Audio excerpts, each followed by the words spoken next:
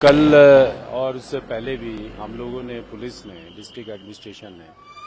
सभी से यही अपील की थी कि ये शांति व्यवस्था को बनाए रखने में सहयोग करें और इसी के दृष्टिगत जो है 163 जो बीएनएसएस जो हमारी भारतीय नागरिक सुरक्षा संहिता है उसके अंतर्गत भी प्रोविजंस को इन्वोक किया था।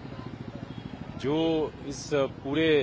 मामले में जो अपने आप को स्टेक होल्डर्स क्लेम करते हैं, कुछ लोग अपने आप को सिविल सोसाइटी का बताते हैं और कुछ और लोग, तो उन लोगों के साथ भी बैठक की थी और उन सभी को उन्होंने भी सभी ने ऐसे एश्योर किया था कि ये सब शांतिपूर्ण है। तो हमने सभी से हम ये आग्रह और आह्वान करते हैं कि जो भी मैटर्स हैं उसमें हम लोगों को जो है वो लीगल प्रक्रिया और प्रोसीजर्स का वेट करना चाहिए, ना कि इस तरह के जो एक सिस्टमेटिक प्लान तरीके से एक पीस को ब्रीच करने का काम करना चाहिए। लाठी, डंडा, पत्थर और हथौड़ा और इस तरह की चीजें लेकर के जो है वो आम जनजीवन पे जो है वो प्रभाव विपरीत पड़ता है। और as a superintendent of police of district Shimla और कैपिटल में हम तो हमेशा ही सिटीजन से यही अपील करते हैं कि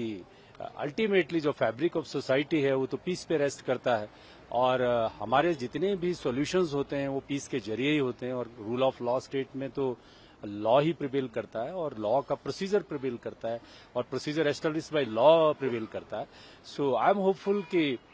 इसमें जो है वो the good sense will prevail और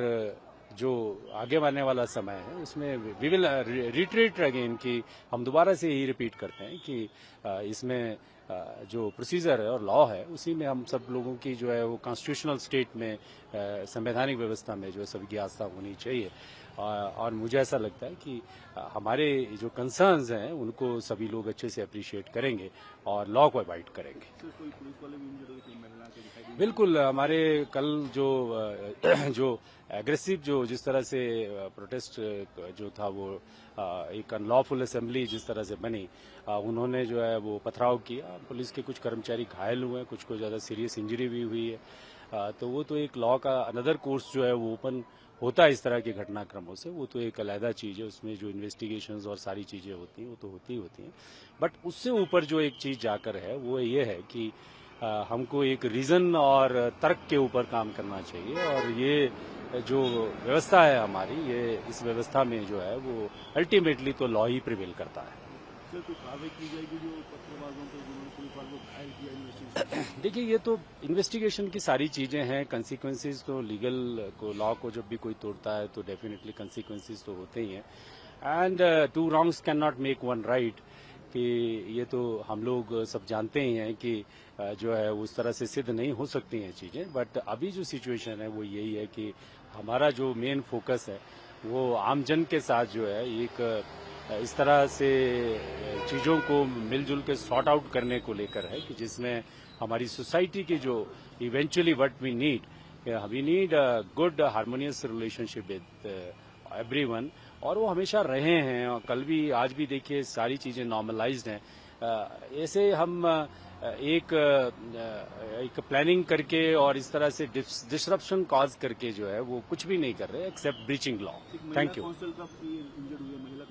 नहीं, वो है, वो तो डेफिनेटली ज्यादा चोट लगी है उसको, जो है वो हिट किया है और एक हमारे कांस्टेबल को पत्थर से भी चोट लगी है, but that is a separate issue. वो तो इन्वेस्टिगेशन की बातें हैं, वो तो अपने तरीके से चलती हैं। बट अभी तो सिचुएशन में यही है कि अल्टीमेटली जो है वो हम लोगों का जो ऑब्जेक्ट है वो